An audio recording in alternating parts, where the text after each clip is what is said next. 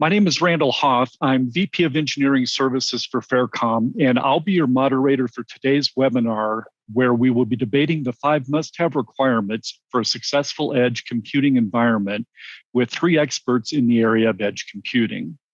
Before we meet the panelists, please note that we have system engineers standing by, ready to answer any questions during this webinar. Use the chat window to submit your questions. And if you are watching a replay of this webinar, please email your questions to support@faircom.com. Now, let's meet our panelists. Cedric Melissaw has recently been serving as a Director of Industry 4.0 and is now focusing on completing his PhD in engineering by designing an autonomous robot to assist the nurses in their work based on edge and fog computing. Cedric is a specialist with over 15 years in the fields of aerospace, simulation, industrial automation, healthcare, and more. Cedric is passionate about IoT through his PhD research and involvement in the IoT community. He's been helping companies in their digital transformation initiatives involving IoT, edge, fog, cloud computing, robotics, and artificial intelligence. Cedric, thank you for being with us today. My pleasure. Next is Uvaldo de Oliveira. Uvaldo has been with FairCom for 12 years and is FairCom's VP of Business Development. Uvaldo has over 30 years experience in both software and hardware development. While Uvaldo focuses today on business development, his background includes programming and consulting in the enterprise space. Experienced in edge, fog, and cloud computing, Uvaldo has been analyzing this market and how data is critical to edge computing. Other experiences include data management, databases, and digital transformation. Uvaldo, thanks for being with us today. Sure. Hi, everybody.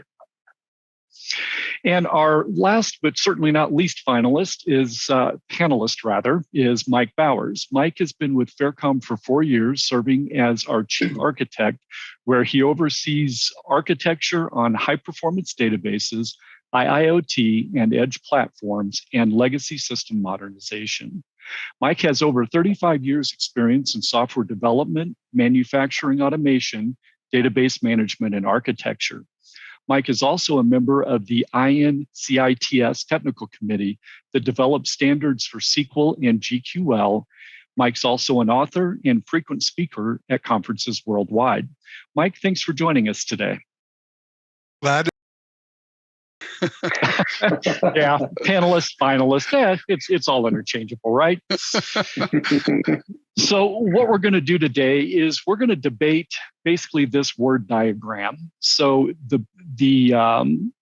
this diagram here is a list of some of the initiatives that we think that we've been hearing from our customer segment and from different conferences that we've been attending regarding edge computing topics.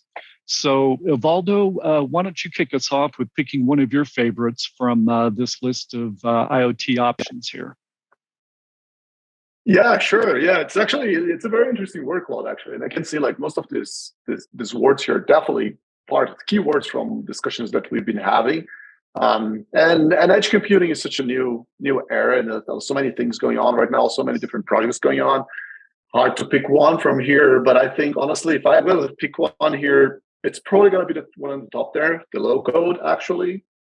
And let me explain you why. Low code is kind of an interesting requirement that's coming up more and more often in the conversations we've been having. Our experience has been mostly focused on manufacturing, industrial IoT. IoT is very broad, right? So there's so many different projects going on. It might change depending on where you are, but I can tell you from the manufacturing point of view, many of the projects we've been involved with are being conducted or are being led by operational people that are taking care of the control in the machines.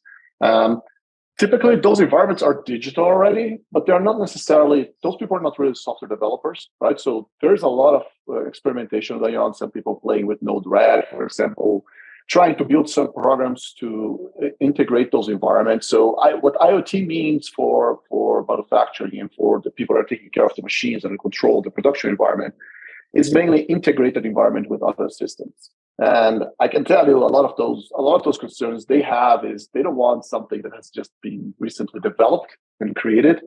and dropped in, and then now let's test it. Typical software cycle, right? So coming from IT, our background is IT, my background is IT, so I know exactly what that means, right? Hardware eventually breaks, and software eventually works. They don't want that. They want something that is installed and it's configurable, and keeps up and running, and they can tweak if they need to change something, and that's their life. So even IoT and edge computing becoming an extra layer in those environments, their concern is really, can we make it as minimum code as possible? And I think low code is the right keyword there. I would not say zero code, because there might be some requirements to have some code added to that eventually, depending on what you're trying to do. So, but trying to keep it low code, from what I've seen out there in the market, is really one of the main requirements right now. Okay, great. Mike, do you have any comments you'd like to add in on this one? Oh yeah, I really do agree with the low code. And one thought with low code is there's code, and then there's configuration. And you can have JSON configuration, which is really simple code, but it's more like configuration code, like filling out a form. JSON is just like filling out a form. You have this property and says, what's the value? Put in the value, just like filling out a form. And that's just simple configuration kind of code. And I think that's really important. And another feature that's important, I think, is this low maintenance that goes right along with low code, because you don't want to hire full-time administrators to, like in IT world, if you install a database, you're going to hire a full-time developer and a full-time database administrator, maybe a couple of administrators, and that's expensive, and they're going to have to keep the system alive. In the manufacturing world, in the IoT world, and smart buildings, smart hospitals, it just has to work. You plug it in and it runs. So low configuration, low maintenance. Yeah. It's a very good point, Mike. I would agree with that, because I think they walk together, right? Low code. Part of the reason why they want low code is because they want low maintenance, right? So they want to keep it really like manageable and like simple to operate. Yeah. And I agree. It's kind of a dream, but realistically, I would say probably 80% will be possible to do that way. But eventually, the complexity of the process and everything will require some to put some love into the coding part. So you don't have a choice. You need code. Basically, it's an IT or OT system. So and I want to keep my job, so I need to go. And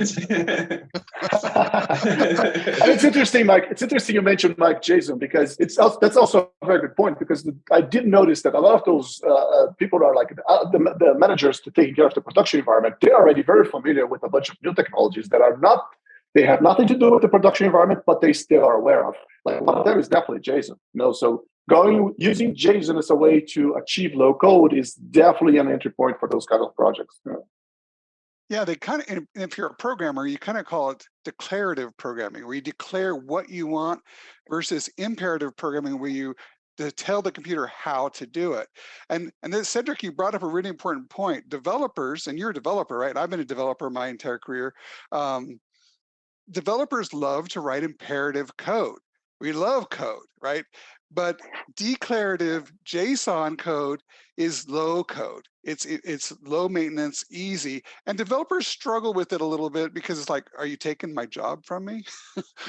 Well, the answer is yes, in some ways, because we want to reduce the amount of work to integrate a factory, but then developers get to leverage the code where it's really needed, and where they leverage the real power of their skills. So I don't think I'm sure we're going to talk eventually about the bridge between IT and OT soon. Like what you said, like, is really true, right? Software developers versus operational people, right? Operational technology, Yeah. And Cedric, I loved your comment about the love of the code and getting that worked in. So I'm going to remember that and use that in the future. So Cedric, why don't you give us one of your favorites off this list? Let me go back and I'll share that list so you have it to refer to. I would say probably resilience, mostly for connectivity, because when we are talking about an edge solution, normally it's not alone in the field. Edge is connected to something else eventually. So it can be the cloud, can be the IT infrastructure or whatever. So what happens if you are losing the connectivity to this solution? You need to be able to survive. So if you have if you need information to be able to do your job, then you need to kind of accumulate this data somehow to make sure that you have it when you are getting offline. So, and after that, when you come back to life, and the connectivity is there, do you offload, let's say, 1 hour of data at once? What is the strategy? So it's very important to think of this particular topic at the beginning of the project, because it can be a reason for failure eventually. Sounds good. Valdo, what do you think? Oh, I totally agree. I think specifically, and resilience is also becoming more and more critical, because many of those IoT projects, they were in the beginning, like 4 or 5 years ago, they were just like people trying to understand, oh, let's play with the data. Oh, we don't care so much about taking all the data, let's bring whatever, like summarizations or something to the cloud, but that's changing, right? So many of those projects are reaching the point where they're becoming mission critical, because they're part of the system, they're part of the process, so they're becoming, and also feeding information back to the production environment, so it's not necessarily only sending data out to the cloud.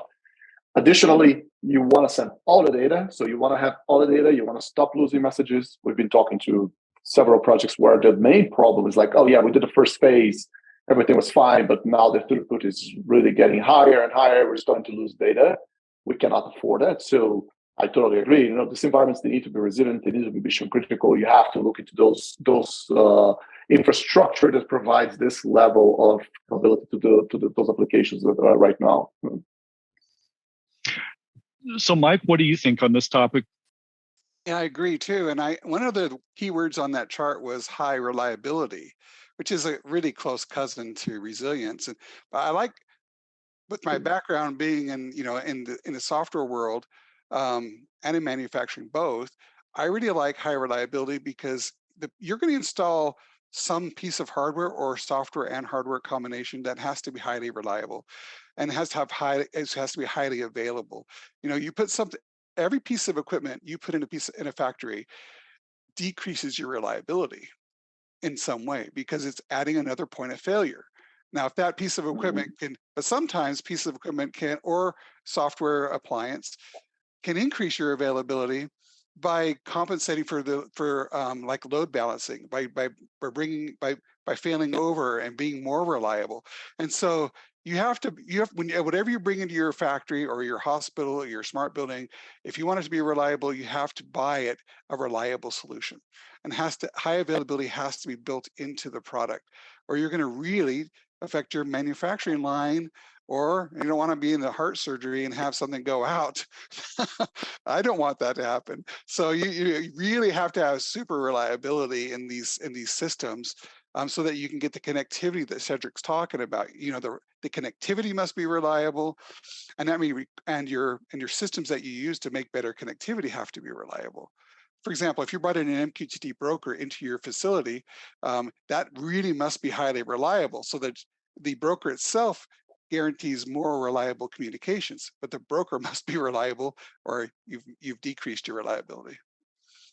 And some companies might think that I'm not concerned by that. Everything is wired. I have Ethernet everywhere, so I won't have this problem. But as soon as you have an external application in the cloud or whatever, if you have a construction site nearby and they just cut the fiber to get the internet access, you are offline for 1 hour, 2 hours, name it. So what do you do when it's happening? Everything is wired, yes, but your connectivity to the whole system is broken. It's a very good point, and resilience to that point is really important, because like whatever happens, if something happens, the system needs to be able to recover and stay up and running.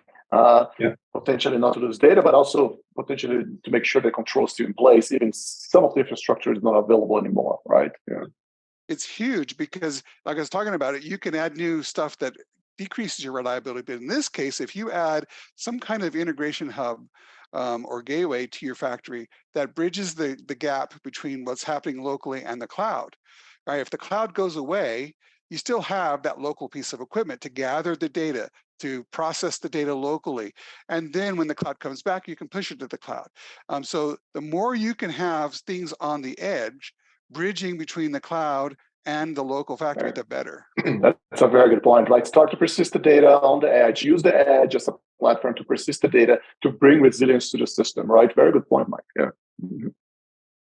So it sounds like our number 2 must-have is resiliency, and I think it's safe to throw high reliability into that bucket too. So resiliency and high reliability. Everybody agreed? Yeah, that's really important. Okay.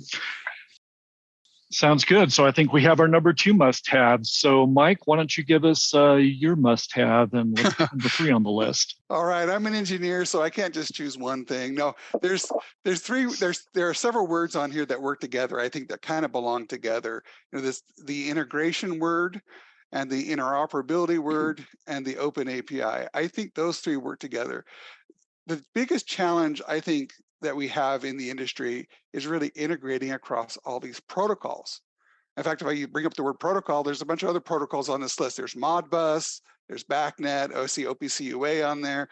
I mean, there are so many protocols out there that are so proprietary. And I worked in the industry for over 10 years in manufacturing in different industries, in the silicon industry and the truck manufacturing at Freightliner, and in the agriculture industry. And we built I built factories, I built robots, I integrated all different protocols. And the biggest expense for all these companies is trying to get some binary proprietary protocol to talk to some other system. And get different binary protocols to talk to each other. It's just expensive, and these companies spend millions of dollars to do that. And so integration is so important. If you want to reduce your cost, you need to have some standards, and that's where open API comes in. You need open systems, open APIs. And the analogy we have that I think is proven, really well proven, is the internet. When the internet, I'm old enough to know when the internet, before the internet, I'm pre-internet, and then I'm, of course, we live in the internet age.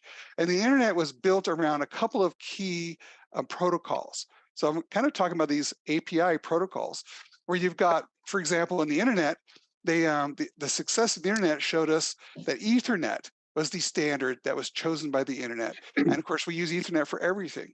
And then another standard the internet chose was HTTP, which allows computers to ask questions of each other.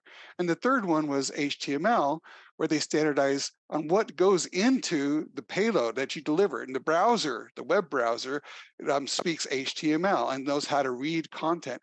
And over time, the internet in the last 10 years has chosen JSON to be the data payload. So the internet itself has chosen Ethernet, HTTP, HTML, and JSON. Well, what is IoT? IoT is Internet of Things, right? It's taking the internet technologies that the internet has chosen. And when I say the internet has chosen, it means the world, right? The collective groups of all the technology people in the world have chosen these things. And IoT has chosen these same things. But there's one piece that was missing for IoT, because the HTTP protocol asks questions. It's designed, you have to ask a question. The computers won't push information to you. You have to reach out in your browser and ask a question, and then it gives you an answer back. Well, in manufacturing and IoT, you need to push information. It's not efficient to ask every device, are you there? Are you okay? Do you have an alert for me? That's not efficient. When something goes wrong, you need to have an alert pop out immediately. A command needs to be sent immediately. Telemetry needs to come when it comes. That has to happen as a push. So the IoT world has chosen a technology called MQTT to push messages. So IoT adds one thing to the internet list, and that is MQTT. We still have JSON as the data payload. We have MQTT. We still have Ethernet. We don't really need HTML in the IoT world, so we replaced HTML with JSON. So I'm convinced that if we want to do IoT, we need to have standards that are open, so that we can now interoperate across all APIs, all equipment, all software. And that means JSON over MQTT and HTTP over Ethernet. So that's what I think is super important for IoT and the world in general. I think what the internet has done for all of us, standard protocols has changed the world for the internet. I think IoT is the same story. And I think that we are getting there, but unfortunately, history is kind of catching us. It started years ago with the beta VHS fight. After that, we got the Blu-ray versus HD DVD. So every company wants to have their own proprietary protocol or whatever. Yeah. But I think that with the tendency is changing right now, but it will take time to get the adoption of everybody to get an agreement on what protocol we should use. I agree, and I think it's important that this is my dream, that we can provide software to the world that bridges across all these protocols and gets you to the internet protocols, which MQTT and and JSON. I think that's the vision I have for FairCom, in fact, and that's the FairCom product, Edge product. That's the vision for the product, because we need to bridge and speed up that process, because it's going to take a while for the world to all agree on these proprietary protocols. But what if we could bridge across them all and bring you to the future right now? Valdo, what do you think on this topic? I think it totally makes sense, right? I think in general, like the reality is that like edge computing is a lot about access to the data, right? That's what it is. So if you wanna, and I think it's true, right? Most machines already have individual protocols, and like this, addressing the different protocols that is available out there. There are all kinds of different solutions for this. What is not available is really, okay, now I want to share the data. How do you share it? How do you access the data? How do you make it available, right? So open APIs is absolutely important for that. And I like Mike's point about MQTT, right? The messaging, it's interesting how messaging became kind of an architecture kind of chosen by IoT mostly. I think mainly because there's so diverse types of data sources and all kinds of different data points being produced, right? So turning that into messages and then converting that into JSON messages, which what MQTT is for, right? So it's the main defined like that. Very, very easy, very, very lightweight, super fast to use. And if you add some kind of persistence layer on the edge computing side, you can make it become mission critical, to the resilience point we were discussing a minute ago, right? So I agree, yeah. Okay, sounds like we're starting to tie it all together. Mike, did you have anything else to add on this one? Yeah, I do agree, and I think there are some other protocols that are competing that are really successful, like OPC UA, for example, is doing a really good job in this space. The challenge is OPC UA is complicated. To implement an OPC UA client is complicated, and it's even more complicated to implement a server. And you pay as if you buy an OPC UA enabled device, you pay a lot of money for it. So simplicity is so important, and that's what MQTT is. It's super simple. JSON is super simple. And when you're talking about low code, like Evaldo's point, you can read the JSON. Any human being can read JSON and figure out what it means, because it's just self-describing. Try to read OPC UA across the wire. It's binary. You can't read it. It's not simple, and it requires complicated programmers to use it. So that's why I believe the future really is that MQTT and JSON, because it has to be open, it has to be standard. There's lots of MQTT vendors. Everybody does JSON, right? All the devices are supporting this. Even the hardware vendors are catching up, right? So there are PLCs now that coming with MQTT drivers and kind of for free, right? So pretty much for free, which is another big problem for this proprietary environment that like protocols specific are very expensive. Those drivers, MQTT is open source, so it's usually cheap. So yeah. Yeah. Building an MQTT client is like 10 lines of code. And, depending on your language, C is like 20 lines and Java is like 15 lines and Python is like 10 lines. So it doesn't take a lot of code to build to add an MQTT client to a product. But that's not true with OPC UA. That's really another story. And if you look at, there's one major manufacturer of PLCs that if you buy the OPC UA feature, it's super expensive. But the MQTT feature just shows up for free. Yeah. Okay, so sounds like our third must-have is, Mike, did I get this right? A combination of integration, interoperability, and open API. Yeah. Yeah. Okay. So I'm taking notes on these. I'll show a slide here at the end that has our panelists' 5 must-haves once we get agreement here. So let's go back to our list. And Cedric, how about if you give us another one of your must-haves? I would go probably with doing data processing at the edge. One of the reason why Edge was created was to because it has low latency in comparison with cloud computing. So sometimes it's not necessary to send all the data over. So we can just process the information at the edge and just throw the result to be stored in the cloud. So I see two use cases that are very good for that. So let's say that you have a camera that monitor the quality over an assembly line. So will you send all the video feed to the cloud? That doesn't make sense because it would cost a lot to do that. The bandwidth will be incredible and everything. So if you can just process the images at the edge with a simple algorithm, AI, or a vision algorithm, then you process everything, you take your decision, and you send the result. Okay, it's good or not good based on the result that was there. Another use case that would help is edge computing. Sometimes you have cellular connectivity, and the cost of the communication is very expensive. So if you can do the processing locally and then send the result, it will reduce the volume of data that you will send. So you will save also in terms of communication cost. So you have to think about how what data you need and where, and from there you can implement everything and you balance the processing and the data from one point to the other. Mike or Ubaldo, what do you guys think on this one? Well, I love the idea of edge processing. You know, the cloud is all the rage today. You know, it's popular, it's hyped up, and there's great things about the cloud. And everybody wants to get their data to the cloud. And most likely they get it there for things like machine learning and artificial intelligence, you know, predictive analytics.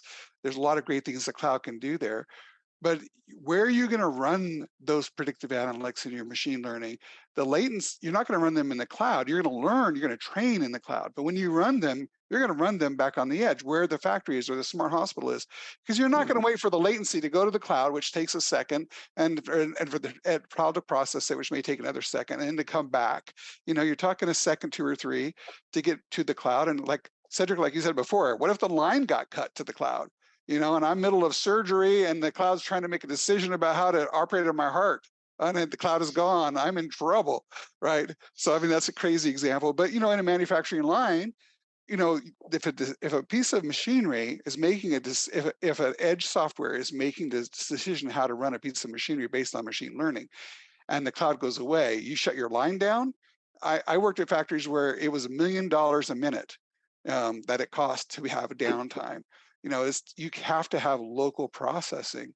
So, you know, I believe in having local edge software running on the edge, collecting the data, doing, like you said, aggregating it together, sending just what you need to the cloud, let the cloud do the training, send back the training algorithm to the edge. And now with the edge is collecting the data anyway, that software is collecting the data, feeds the algorithm can make the decision on the edge, get the feedback to the machine, and the machine's happy, and you're local. And that resiliency we talked about in the beginning is there because that piece of software that runs on the edge has collected the data is resilient. It has to be highly available, and it guarantees your factory stays up and running. So you're not affected by the cloud being down or up or slow or fast or being attacked by some group, you know, or having a brownout in the cloud. I mean, all those things are happening. I think there's also a maturity level here in the projects, right? Because like in the beginning, everything was about take the data, send it to the cloud. You know, that's all I need. The cloud has unlimited storage capacity, and that's it, right? And there was even some some argument about, oh, don't send everything, just send like summarize because you don't want everything over there. But I think the industry is changing fast. So the complexity of what you can do and what you want to do is achieving a maturity level where now you want to do things closer to when it's produced, right? So yeah, sure, send the data to the cloud eventually, but not everything is going to happen in the cloud. And then there's also the fact that now you want to send data back to the edge. So some things happen in the cloud, but now you want to take that information that you were able to extract out of, I don't know, thousands or tens of thousands of data models that you were able to collect data from plants all around the world, and you learned something and you want to feed back this information to the production environment, right? So that is typically edge processing ability. There you have to have a platform to drop that data and then run some kind of algorithm or application on top of that. I think this is a different level. I think it's actually about time for us to, especially for the IoT market, to think about that. The cloud is important, but be careful because that's what the cloud vendors have been telling you. And of course, yes, they are the cloud vendors, right? So for them, everything is in the cloud. Should everything be in the cloud? Probably not, right? There's a ton of things. There's also the fact that a ton of that data only makes sense on the edge. So be rational, right? And keep the data in the right place and use edge as an important platform to help you achieve the best value out of your data. I've seen that. Go ahead, Cedric. Imagine an autonomous car that relies only on cloud. It will once in a while it will send an image and I received a response. There's an object. Oh, I'm already in it. You're already crashed. You know, we meet with a lot of customers, and one of the common themes is some vendor has built they buy a device, and this device from the vendor puts its data in the cloud. And then the vendor goes, yeah, but I've got other data that's not in the cloud. I've got data from other vendors that's in the cloud, but it's not connected and working with the other devices in the cloud. Can you bring it all together? And the answer is yeah. If you use MQTT, if you use an integration hub like FairCom Edges, and you can bring all that data together so you can have it in one place, because the power is when the data is all together in one place. The cloud is not one thing. It's dozens and dozens, well, maybe even hundreds of different things that you have to integrate with. The cloud actually increases the problem in a lot of ways because there's so many technologies in the cloud you have to integrate with. But if you can collect it all locally, have it in one database locally, have it in one system where you can do all your work on it locally, you get all the benefits of a local data warehouse, a local MQTT broker, a local data collection processing system that can transform the data. There's a huge amount of synergy if you can bring those things together on the edge. And you also tackle the privacy issue if you do the processing at the beginning, because you will send a processed data which can be anonymized and everything. So there are good reasons to do that. You were just reminding me, Cedric, of security, because today there's ransomware, there's pirates attacking, and in the cloud and in premise and everywhere. If you can diversify your data and have it in multiple places, you're more immune to ransomware. Yeah. That's a very good point. So it sounds like so far we've got four of our must-haves, and we've got low code, low maintenance, resiliency, high reliability. Number 3, integration, interoperability, and open API. And then number 4 is data processing at the edge. So, Mike, why don't you close us out with what you think would be the 5th must-have then? Let me bring the list back up here. Yeah, let's see. Okay, I think that third one on the list, data transformation, is so important because, well, we're in the age of digital transformation. And digital transformation, we're in the information age. So when people say digital transformation, they're really saying data transformation in a lot of ways. And that means taking data in one format and transforming it into another format to increase the value of that data and make it more usable. And so we talked a lot about all these binary protocols, and then we just mentioned cloud protocols and cloud systems. How can we make it all work together? And the answer is you have to choose a data format that's universal, and that's the industry's chosen that. That's JSON. So that's done. So JSON is your universal format, and then you need to be able to transform that JSON. And there's several kinds of transforms that you need to have. You need to be able to reshape the JSON because one system might need it structured one way, and another system might need it structured another way. And then you need to enrich the JSON, adding new data to it, looking up data, adding, reshaping the data or enriching the data with new information. And the last one is you need to do custom transforms. So like, for example, maybe you have a number coming from a device that's Celsius temperature, but your software uses Fahrenheit. How do you, the Fahrenheit's not going to work if it's getting Celsius data. How do you convert the two? So I really think it's important to reshape, enrich, and do custom transforms on the data. And we've seen that with our customers. We spent about 4 years currently working with a major American automobile manufacturer. And that's exactly what they do. They have created a standard JSON structure that's standard for their organization. There's no one standard in the world that's going to work for everyone. That's the problem, because every manufacturing company has their unique twist on how they manufacture, and they have their historical practices that they need to capture in their JSON. And so there's no way for a device manufacturer to produce JSON in a universal way that all people would like. So what you have to do is you have to transform the JSON coming in from a device or a piece of equipment into the company standard, and then everything can interoperate. And so it sounds hard, but it's not. I've been doing integration like this for decades, and it's just reshaping and enriching and the JSON data. So it's not a big deal, but you need an integration hub that runs on the edge that can transform your data in easy configuration, low code ways, so that you don't spend millions on that. Because that's why you spend millions on it, right? You get millions getting these binary protocols talking to other binary protocols. Well, a hub can bridge that. And then you spend millions transforming the data from here to there. If you can have a hub do that with low code, you can turn $1 million project into a $20,000 project. And that sounds crazy, but that's not crazy. That's true, because you're going from high code to low code. Now, if you need, like Cedric Swanner, because if you have something that the hub doesn't do, well, then yeah, you're back in the old boat. I'm there. That's why Cedric's here. What do you think, Evaldo? No, it does definitely speak a little bit to the local side, right? Because honestly, if you are able to collect the data, store the data, do some basic transformation on the data, and send it forward, you probably solved 80-90% of the problems you're going to have on the edge, right? So, and I know many times, Mike, to your point, many times all you need is really to combine some of the data. JSON fits like a glove for that. So you can take the different data points, different sensors, different combinations of tags on the PLC, or even other sensors from different parts, try to put them together in a single JSON, and then send this forward. How much simplified that would be, right? It's a much simpler solution. So combination of data is a very basic transformation that you don't need to write code for that. You should, like the platform, the integration hub you mentioned, should be able to give you the capability to do that kind of basic transformation, right? There are some other scenarios, like if you have sensors in one unit or something, you want to convert it to different units, for example.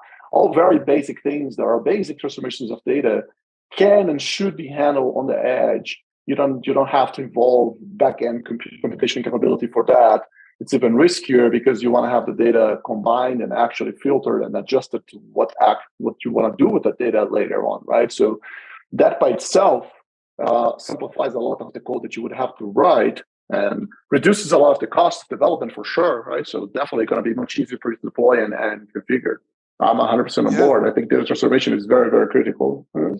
Here's a real world example, what you're just talking about. There's one of our customers has a Modbus device that has 2 registers for temperature. One is the integer version of it, and the other is the fractional. And there's 2 different registers. So it comes in as 2 different JSON properties, because the fractional part of the temperature and the integer part. Well, you need to combine them to get the whole temperature. Well, do you want to hire a developer to do that, or do you just want an integration hub to just piece them together instantly through a little simple declarative transform? Right? The little stuff, the easy stuff, like you said, 80% needs to be done declaratively. And that final 20%, that's when you hire an engineer, a developer like Cedric or me or someone else who can write code and do special things.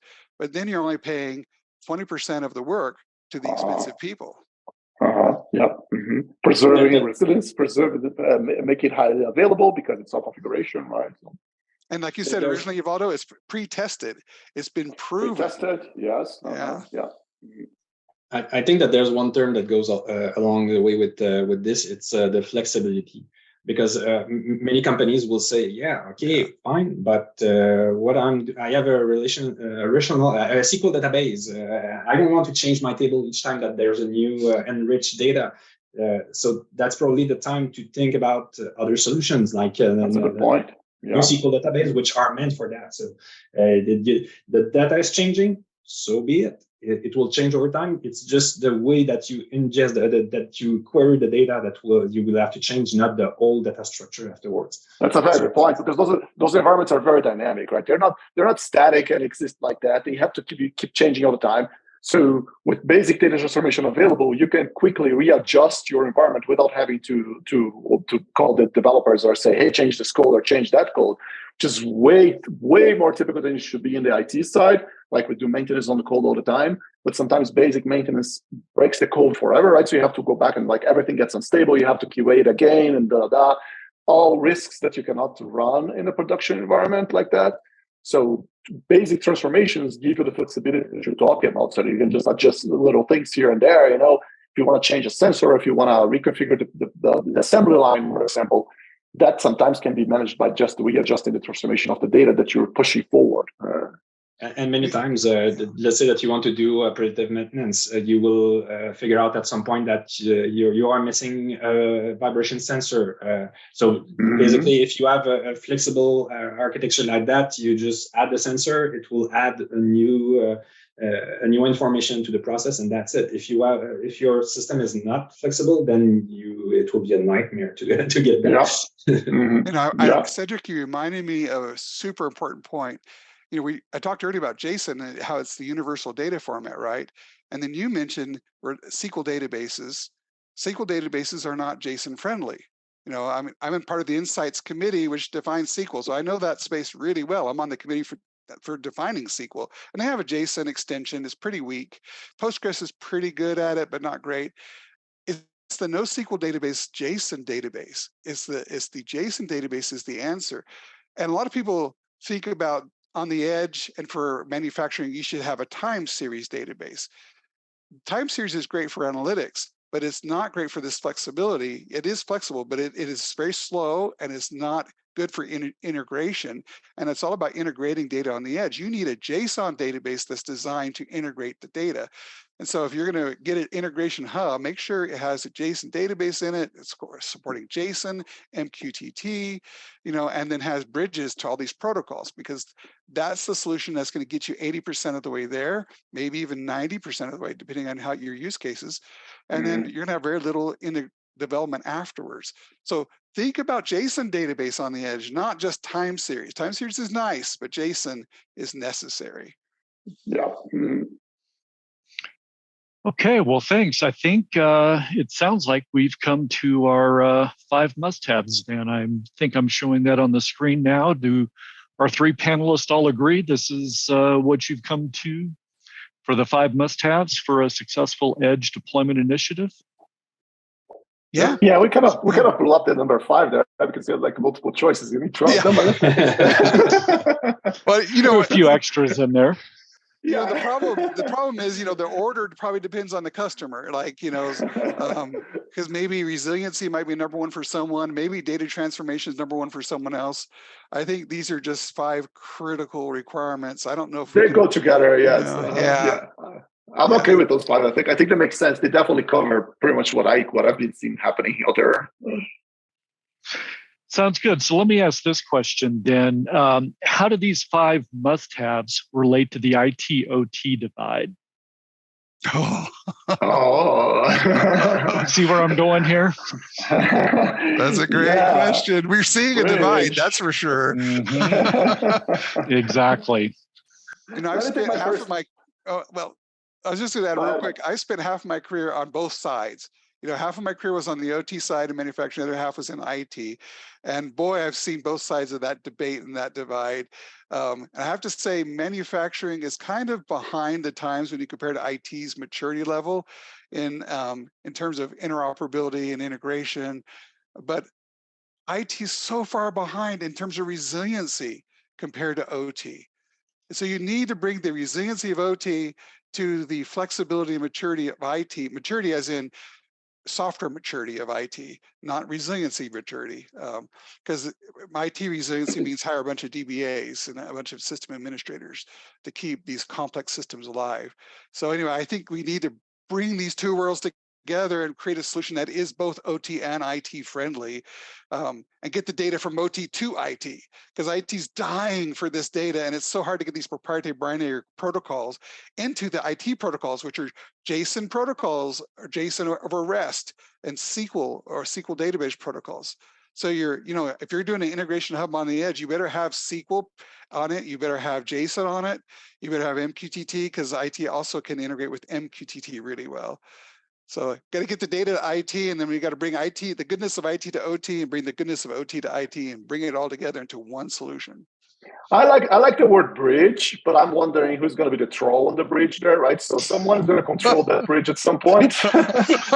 It's a very interesting problem, because to your point, Mike, I worked a lot on both sides as well, mostly selling technology for each one of those different sides, right? They're very different. They have very different ways of living their life. Like the requirements are different. They have different priorities even, right? So like IT is typical batch oriented, like has all kinds of different kinds of resources available to run. Typically thinks about long-term development and that kind of mentality. OT is more like real time. Everything is up and running here right now. I need to make sure that this keeps up and running and well oiled and producing as much as possible in real time, right? So most of the data is not being processed. Life cycle very short, like a sensor, like if the temperature was 72 yesterday, like who cares that this was the same 2 years ago or 3 years ago, right? That data is not, like the life cycle is really short. So they're so different from each other. But I don't think OT will control the bridge. I think OT will, in the end of the day. I think the requirements from the OT side are are harder for the IT department to take care of than the other way around. I think it's easier for OT to build a bridge and provide the data that they produce because they own the data. It's easier for them to make that data available for IT to just come in there than do the other way around. Like the IT to bring their mindset and their way of doing things over to OT is going to be so disruptive, in my opinion. So, I got to second that. I've got to second that so strongly because think of IT. I mean, I worked in a large IT company as their chief architect, and they would say, oh, let's bring MongoDB. I'm not against MongoDB, but you bring MongoDB to the factory. Well, let's install 7 servers. Let's build a cluster across the 7. Let's hire a couple of administrators to keep it running. Are you kidding me? That's not how OT works. You install one machine and a failover high resiliency machine. You've got to keep it simple, no administrators, right? The IT guys just don't get. And you talk to the OT guys, they're like, they laugh at the IT guys because IT guys walk in the factory and they just reboot a machine because it's going bad. You can't do that. You're bringing the manufacturing line down. You can't just go do that crazy stuff that you do in the IT world. So I agree with you, Baldo. OT has to own this. OT has to run it on the edge. The IT kind of owns the cloud. IT owns their data centers, but the OT owns the factory. And this is where you have to do it, in the factory or in the hospital or in the smart building. You can't let the IT folks ruin it by taking these cloud technologies that are designed to scale horizontally and try to throw those on the edge. First off, you don't need to scale horizontally on the edge. Secondly, scaling horizontally, only a few big companies need to do it anyway. It's just all hype. And so it's just it's really bizarre how the IT world does not fit the OT model. Different paradigms, right? Very different paradigms. Mm-hmm. Actually, I see edge computing as not a bridge, but more like the glue between IT and OT. So IT and OT, it's like you're trying to put a circle in a triangle that doesn't fit. So you need glue to put them all together. I like that analogy. Yeah. edge computing is bringing the simplicity of OT, but as the power of IT, we are able to run anything at the edge normally. So it's kind of the way that we are kind of forcing the two to speak to each other and find a way to solve their issue moving forward. Yeah, and then honestly, I think the glue analogy is very good, because I also feel like OT will have to flexibilize a little bit, because OT has been living in their own world for decades, right? Like, hey, this is my data, I use it, period. You don't need it, and that's it, right? Well, that's changing, right? There are technologies on the IT side that they have to run in the back end somewhere, like artificial intelligence models, for example. You're not going to run this in a machine, right? So they have something to contribute over here with the whole connectivity of things that's coming on with IoT. So OT will have to open up a little bit and say, hey, sure, I'll share my data with you in exchange of you helping me with this processing capacity that you now can bring to the table. So it's definitely a glue, like, so putting them to work together in a way that actually produces more value, right? And I think that glue is at the core is JSON, because IT is completely using JSON for everything, and then it's also using HTTP, so you can do JSON over HTTP or MQTT JSON in MQTT payloads. And also IT databases use SQL. So a SQL solution to get data to the warehouses or to the data lakes in the cloud over SQL is very powerful. And so I think those are the key glue things. I mean, in the IT world, there's really three groups, right? There's your messaging group, and there's your web server group, and there's your database group. And these three protocols I just talked about, MQTT for the messaging group, and HTTP for your web server group, like the web APIs, and then and then SQL for the data group. And if you can get those three protocols in an edge hub, then all the groups in IT are happy. Not just one group, but those are three different groups in IT, and you can make them all happy. And this is a big deal. I remember you were there, Evaldo. We were at this large American automobile manufacturer, and we were in their research and development facility, and the director of the facility comes over to us, and he brings over this guy from IT, and he says, well, our team just ghosted him, because this is the OT team at this company. And they totally blew him off. They don't even like talking to the IT people, right? They just totally, he goes, okay, FairCom, you're here. We know you have this integration hub technology. Can you show this IT guy how to get data out of our factories? Because our guys won't do it. And that's what we do. FairCom bridges the data, glues it together. We showed him, and he's like, whoa, you could do that? Because he could not get the data from the OT guys, because they don't speak. Edge computing is in many ways a layer to the glue, right, Cedric? The glue to connect those two worlds. Like, if you are struggling with that kind of integration, edge computing is the answer to that, because that's the best place for you to start collecting the data right away. Take it off the machines or whatever you're controlling, sensors or whatever you're doing, put it in some place, in some safe place. And now from here on, you build everything else, right? If IT needs to grab it, you can. If you have to forward, you can, and so on, right? So, yeah. Okay, so the $1 million question then, is Edge part of IT or is it part of OT? Oh, the troll. That's all I'm saying. Actually, I think yes. I would say none of them. There's one thing that I like about the IoT is that you can see the combination of IT and OT in the word. So what I think is that in order to make sure that there's no fight, a good way would be to kind of have an IoT solution that is responsible for everything related to edge computing and everything, that will make the bridge or the glue between the two services. And this way, this person, which is knowledgeable about both sides, understands their needs and understands how they do. So it's way better that they don't have to ghost themselves because they are not able to talk to each other because they don't speak the same language at the same. They don't. basis. Yeah. So have kind of a moderator You're seeing more like a DMZ, right? A DMZ, like it stays in the middle, it's neutral, right? Yeah, maybe it is. Yeah, I love your analogy, Cedric, of IoT. It's an accident, right? Because IoT stands for Internet of Things. Yeah. But it really does talk about the bridge of IT and OT is IoT. And I think the future is the IoT engineer who literally sits in the middle of the OT guys and the IT guys, those diehard guys. The IoT guys are the future because they're going to be bridging those worlds.